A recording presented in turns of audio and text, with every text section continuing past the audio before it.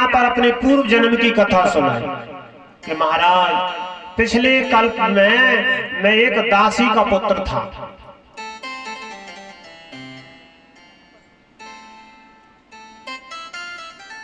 आप लोग कहते रहते ना कल्प कल्पांतरों की कथाओं में अंतर है ना।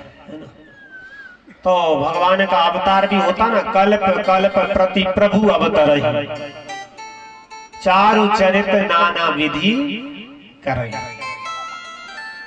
कल्प जो होता है कोई छोटा मोटा समय नहीं है, कहने में तो कह दिया कल्प, लेकिन एक कल्प जो होता है वो ब्रह्मा जी का एक दिन होता है।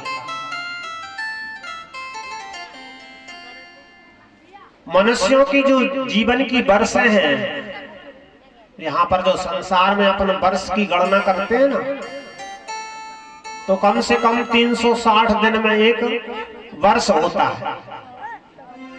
एक वर्ष कब होता है? 360 दिन में। और अंग्रेजी दिनों को लगाएं तो और ज्यादा होते हैं, अपन तो अपने हिंदी दिनों को लगाते ना, अपना तो 30 दिन का एक महीना होता है। एक महीने में पितरों का एक दिन रात हो जाता है पितृलोक में, शुक्ल पक्ष और कृष्ण पक्ष।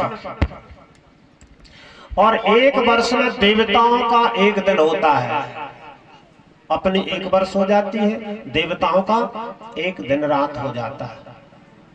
जब सूर्य उत्तरायण होते हैं तब उनका दिन होता है। अब इस समय देवताओं के यहाँ दिन चल रहा है।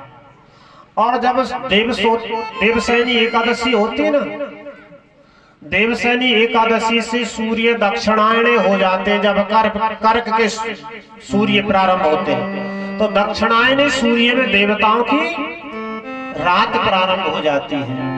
और जब देव उठनी एकादशी होती है ना, अपन देव उठाते हैं, उस समय देवताओं के यहाँ ब्रह्म मुहूर्त हो जाता है। और जब सूर्य मकर में जाते हैं, फिर सूर्य उत्तरायण हो जाते हैं, तो देवताओं के यहाँ दिन प्रारंभ हो जाता है। तो देवताओं की एक दिन रात कब होता है? जब अपना एक वर्ष होता है।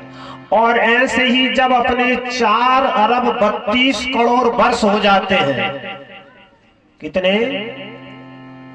4 अरब 32 करोड़ वर्ष निकल जाते हैं मनुष्यों के, तब ब्रह्मा जी का एक दिन होता है। और उस एक दिन को ही एक कल्प कहते हैं। और इतने समय में 14 इंद्र बदल जाते हैं। कितने? 14 है। ब्रह्मा जी के एक दिन में 14 इंद्र बदलते हैं। जिनके एक दिन में 14 इंद्र बदलते हो, वो ब्रह्मा इंद्र की क्या कीमत करेंगे? ये सब बात इसलिए बताई जा रही है कि नारद जी कहते हैं पूर्व कल्प की, इससे पहले जो कल्प था उस कल्प में मैं दासी का पुत्र था। नारद जी कह रहे हैं एक कल्प पहले